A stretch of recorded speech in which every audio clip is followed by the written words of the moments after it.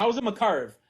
I worked in Hebrew University, reaching out to unaffiliated Jewish kids, trying to bring them to like yeshivas and Torah programs in Eretz Yisrael, right? And it's quite impossible to convince an atheist of anything.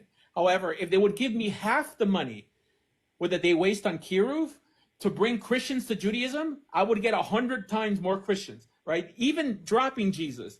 Why? Because you can't convince atheists of anything holy. They're anti-God. They're anti-religion. Why would you want that instead of a messianic, assuming the person doesn't want to become Orthodox? You have a lot more in common with a messianic Jew than an atheist any day. Let's assume that. But here's the thing, Orshad, where you're missing is that Kiruv can only be done by God if God touches someone's soul. I don't believe it. No, You don't believe I'm not that? a fatalist. And I actually No, but don't I'm believe not a that God- fatalist. What I'm saying is, look, we shouldn't be trying to convince people, but we can put the words out there. We can blow it into the atmosphere, and whoever wants to follow you can follow you.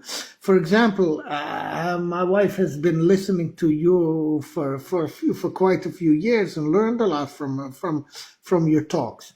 That doesn't mean that she's becoming all of a sudden a follower of everything you're saying. You understand what I'm saying? I'm not a Christian, by the way. I don't believe in Jesus in any capacity. Okay.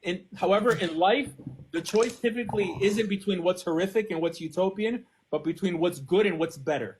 Okay.